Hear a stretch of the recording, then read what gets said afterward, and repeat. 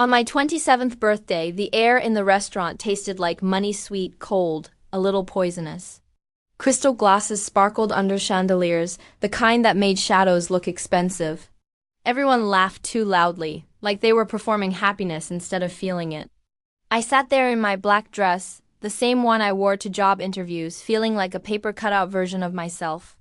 My mother, Victoria, sat across from me in her red silk dress, her lips painted into a perfect smile. My father, James, scrolled through his phone every few minutes even though it was supposed to be family time. It never really was, not with them. I was trying to make myself invisible when the door opened and everything shifted. My grandfather, Robert Hart, walked in. Tall, silver-haired, slow steps that seemed to command the room. People turned to look at him out of instinct.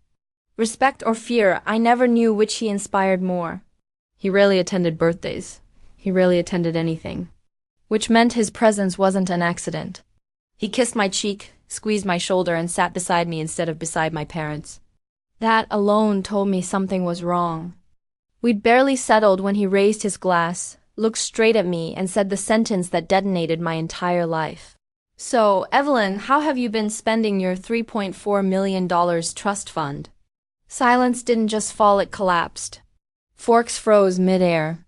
A wine glass clinked so softly I wasn't sure if I imagined it. My mother's smile cracked like old paint. My father swallowed hard. I blinked, my throat tightening. What trust fund? My mother let out a shaky laugh. Dad, you must be confused. He cut her off without looking at her. No, Victoria. I'm not. In the next second, everything felt tilted. Grandpa stood, spoke to the maître d', and within minutes we were escorted to a private room at the back of the restaurant.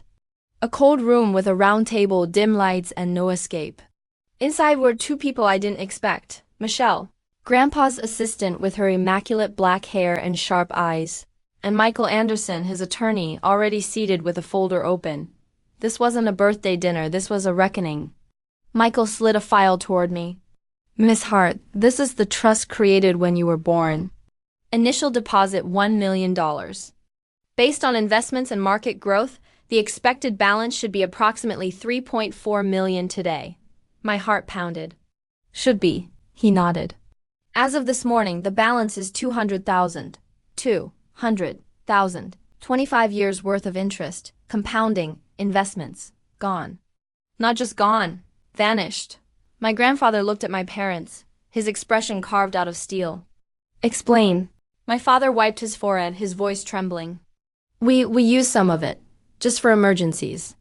The mortgage during the crash, that's nearly $500,000, Michelle said without hesitation. Try again. My mother's voice broke. We were managing it for her future. Evelyn would have wasted it. I laughed. A short, ugly laugh. Wasted it? You mean like I wasted money on rent? On school? On groceries? She flinched, but I couldn't stop. Not anymore. Michelle read the list of withdrawals, each one hitting harder than the last. Tesla purchases, home renovations. My mother's real estate business, luxury vacations, jewelry, cruise packages. And then the final blow. Purchase of a Malibu property, valued at $1.8 million, Michelle said. Currently registered under James and Victoria Hart. My mouth went dry. A beach house. They bought a beach house with my future. Grandpa didn't shout. He didn't need to. His voice dropped to a quiet, lethal calm. That was theft from your own daughter. My mother's hands shook. Dad, please. No, he said.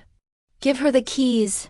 Her lip trembled as she reached into her purse and placed a key ring on the table, 2 silver keys and a fob.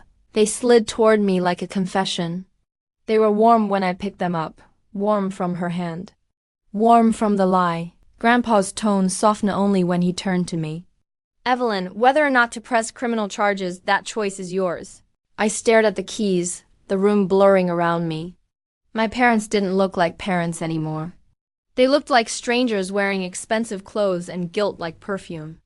I need time, I whispered. He nodded. Take it. But know this, Michelle discovered 2 tickets bought 3 days ago. One-way flight to Costa Rica. My mother inhaled sharply. My father looked down.